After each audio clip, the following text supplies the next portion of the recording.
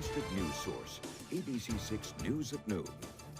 Good afternoon to you, folks. Thanks for joining us today. I'm Casey Cantz. We're going to begin today with the weather, and we are finally getting a little bit of rain out there today, depending on where you live, but certainly we still have a long way to go. Meteorologist Chelsea Priest here with more on that. Chelsea, the rain is certainly a good sight, but there is still a long way to go with this. Oh, yeah, of course, we're dealing with extreme drought conditions for the majority of the area, but any rain we can get is beneficial rain, and there have been some downpours that are certainly helping out with our drought conditions. We're looking at low to mid 70s out there right now. It's wet here in Providence. Breezes out of the northeast. While it's a cooler day, those dew points are in the low 70s, so we're still dealing with an uncomfortable level of humidity in the atmosphere. So a very muggy day outside. As we look at the satellite radar image, a loop over the past few hours shows you that there have been pockets of some heavy rain moving through the area. Westerly picking up on some of that heavy rain early this morning. Looks like another batch is inching closer to westerly. Some heavier rain scooting right between Nantucket and Martha's Vineyard, lifting towards the Cape. All of us seeing at least some rain, some of us lighter showers, some of us some heavier showers, and that's going to be the pattern for the remainder of the afternoon. On and off showers, isolated thunderstorms at times. Any heavy rain we can get is good rain. That being said, if you're caught in one of the downpours, be careful for ponding on the roadways, some big puddles on the roadways. When we are in these extreme drought conditions, the ground can't soak up the water as fast as it typically would. So be careful on the roadways if you're caught in those downpours. Temperatures today only in the upper 70s. It looks like we dry out for a brief period overnight, but some scattered showers still possible tomorrow. I'll look at your full 7-day in just a few minutes. Casey? Thanks, Chelsea. We'll check back in. Our top story this afternoon, this morning, may have posed a few challenges for commuters to Boston. It is the first business day since the 30-day closure of the Orange Line. And we're also learning the Green Line is now closed for the next month as well. ABC's Natalie Nuri joining us live at the Attleboro Commuter Station today with reaction from travelers. Natalie, good afternoon. Hi, Casey. Those going inbound to Boston for work this morning might have run into a little confusion. And on top of that, students are going back to school for the year now. So this Orange Line closure is kind of coming at a tough time. But commuters here in Attleboro are telling us that they're staying positive about it. 5 years worth of work is what the MBTA is trying to do in 30 days for the Orange Line. Monday marking the first weekday of the month-long shutdown. Commuters in Attleboro telling ABC6 they think the closure will be worth it. You know, on the Orange Line, seriously, they need some improvements, you know, and if it's going to make the flow faster, if the signaling is going to help, you know, it's something that's needed. With school back in session, shutdown impacting some college students who take the train to get to class. I did get an email last night from my school just sort of reiterating that everyone should take caution when commuting this morning to school or just in the Boston area today because of all the delays and closures that are expecting. Knowing this will be a month-long process, with the lines expected to be open mid-September, the MBTA is making shuttles available around the city to help those who rely on the T. I was very impressed with the extent of the buses, certainly around the Back Bay areas. But with so much work to be done in 30 days, commuters are hoping the process isn't rushed. I think it's going to be crazy. 5 years is pretty ambitious, getting in such a short time, but I'm a pretty optimistic person, so I hope they can get it done. It's ambitious. I mean, when you think about what could go wrong in that period, you know, if this is what it takes, this is what it takes.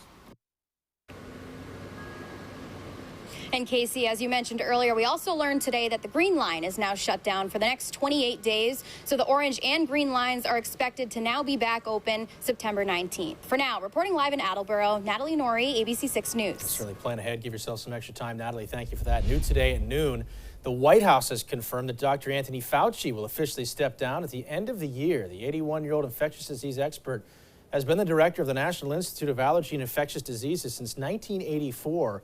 And became the face of the U.S. government's efforts to contain the COVID-19 pandemic under former President Trump. President Biden extended his service as chief medical advisor when he took office. Now for a look at today's headlines, a hearing set for tonight to determine if Ballard's Beach Resort should have their liquor and entertainment licenses revoked or suspended. This coming after that massive brawl broke out there just a few weeks ago during a reggae music festival, leading to one arrest. Hours later, 7 people arrested after a scuffle broke out on the Block Island Ferry, garnering national attention. The popular Block Island bar has also been under fire recently for rowdy crowds during the 4th of July. That meeting tonight gets underway at 5 o'clock. Police in Fall River are searching for a suspect in a deadly stabbing that happened last night just after 9 o'clock. Officials say the victim, 58-year-old Antonio Santos, was stabbed in front of Latino's Cafe on County Street. He was taken to Rhode Island Hospital where he later died. You could tell that he might not make it, so the police made sure to get a statement right before they were able to wheel him off. And you could just see the pool of blood that was right where he was laying. It was just kind of surreal. Bristol County DA's office tells us this is the first homicide in Fall River this year.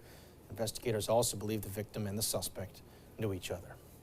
An outdoor burn ban now in effect at all campgrounds, parks, and management areas across the state. The Rhode Island Department of Environmental Management implementing that ban Saturday morning due to the dangerous risk of wildfires across the state. However, the DEM also says you can still use portable gas cooking stoves and grills, liquefied or bottled fuels, and propane-fueled lanterns in designated areas.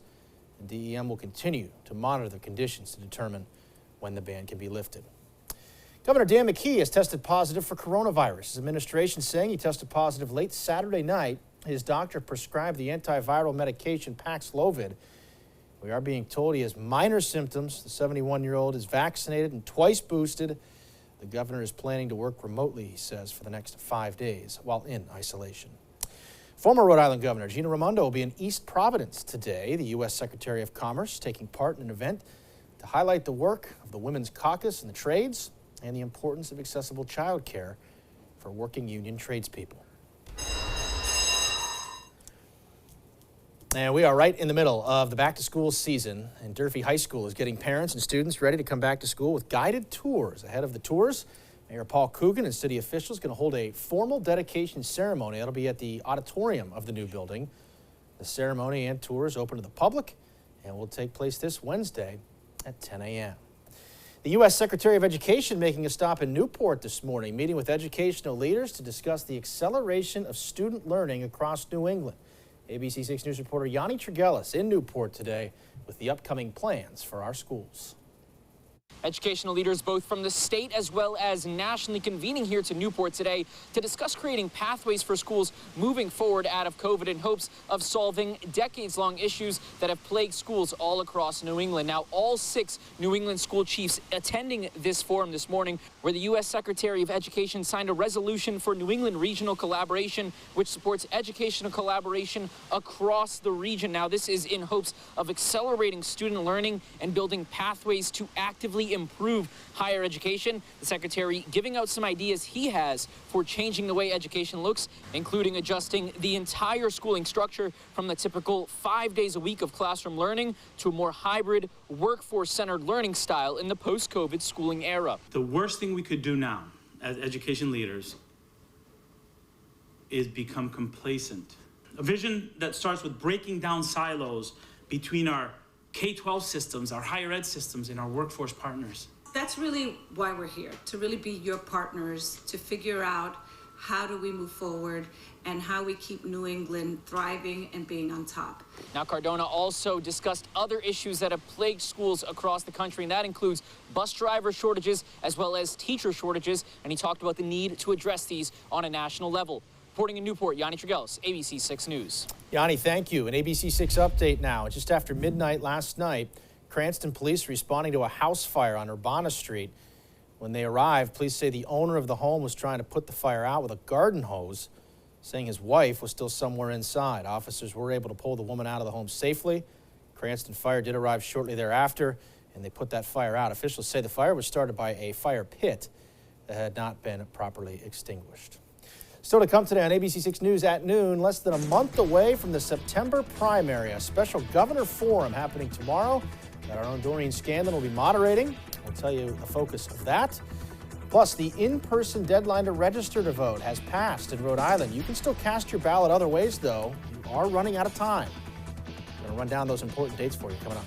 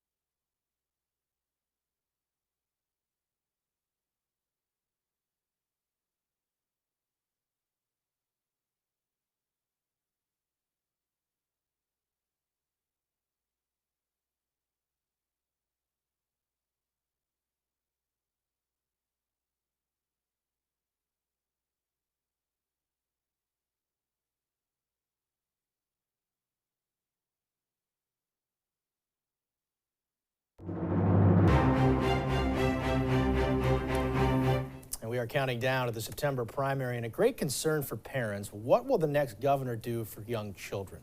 Children's Friend and Right from the Start campaign teaming up with us here at ABC6 to ask the candidates about the issues impacting our kids. ABC6 anchor Doreen Scanlon will be moderating this event, which is taking place tomorrow.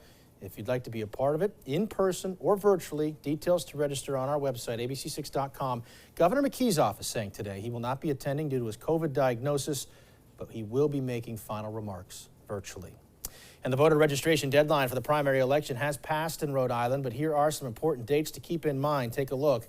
Mail ballot applications for the primary need to be sent in by tomorrow. Early voting begins on Wednesday.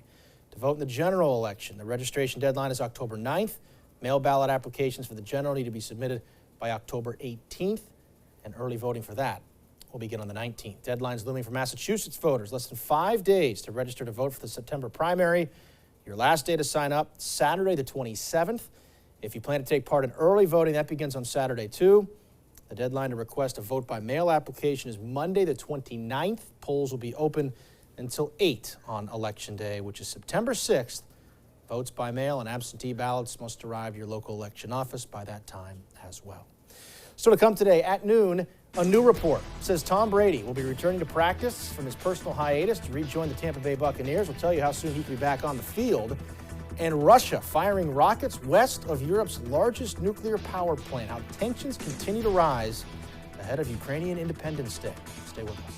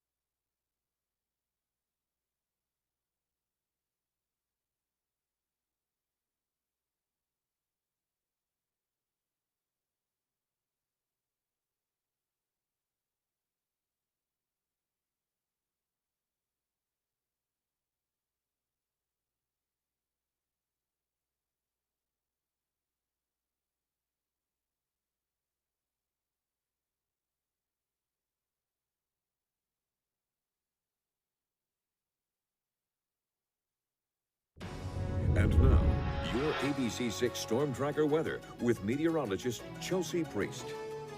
Oh, we are all well aware of the drought conditions we're dealing with, updated from last week. Extreme drought conditions for most of the area. So the rain that we're getting out there right now is certainly helpful. Still not enough. Even the spots that have picked up over an inch of rain where these downpours have fallen, still not enough to put a dent in our drought conditions. Anything will help, but we're talking about needing over a half foot of rainfall totals to really start to catch us up on the deficit that we're in this year. Loop over the past few hours shows you that some of us have dealt with some lighter showers while others have tapped into some heavier downpours. There's been a downpour that moved right up through the southwest portion of Rhode Island, right up along 95, kind of fizzles as it gets to the Providence area, and this is going to be the case through the afternoon. Some of us get some downpours and isolated thunderstorms.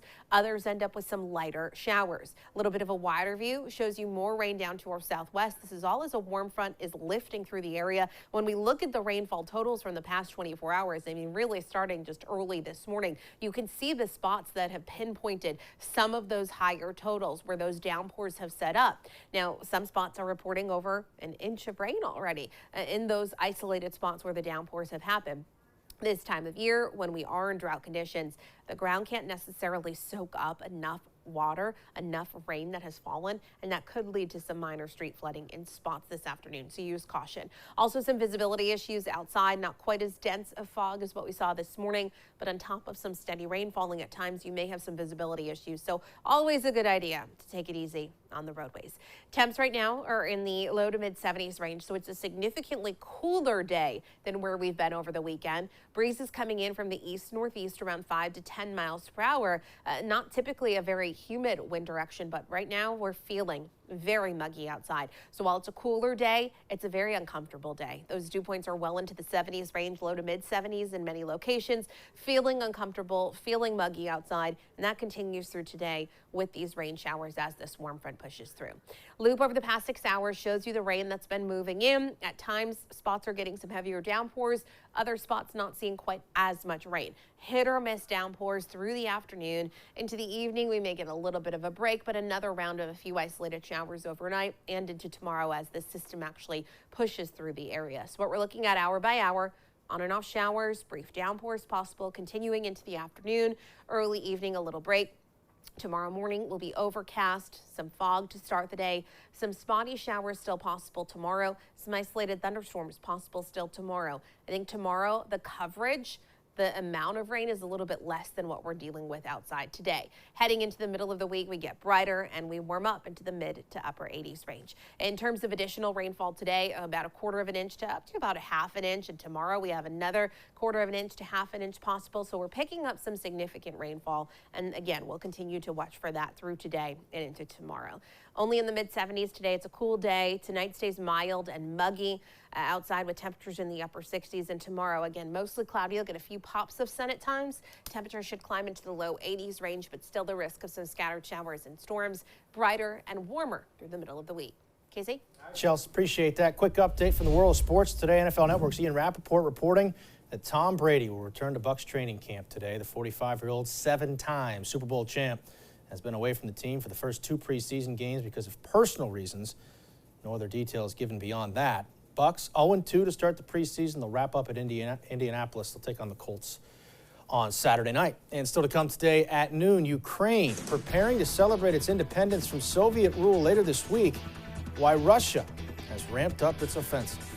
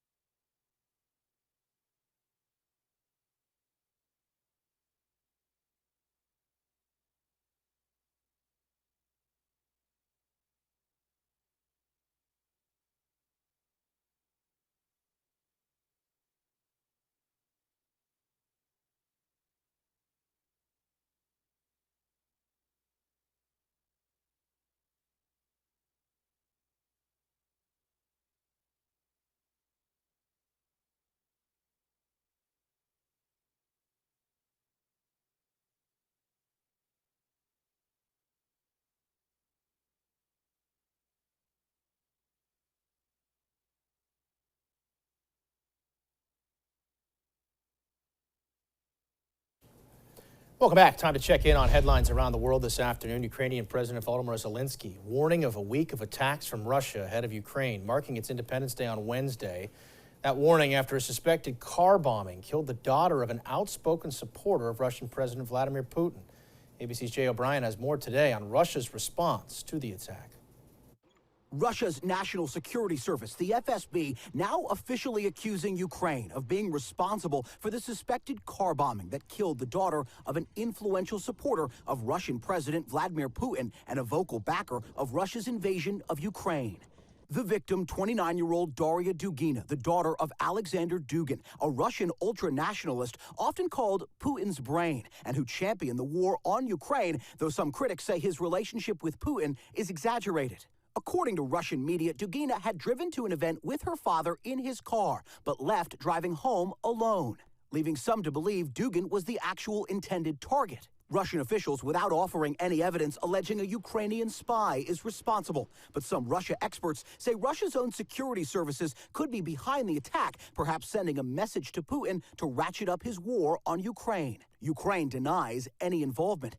House Intelligence Committee Chair Adam Schiff on CNN Sunday saying he hopes that's true. I certainly would never want to see anything like an attack on civilians by Ukraine, and hope that their representations are correct. It comes after new concerns from Ukraine's President Volodymyr Zelensky, warning Russia may intensify its attacks ahead of his country's Independence Day this week, which marks the 6-month anniversary of the war. Public events in the Ukrainian capital of Kyiv now canceled. Government employees told to work from home this week. Zelensky saying we should be aware that this week Russia may try to do something particularly nasty, something particularly cruel. Such is our enemy.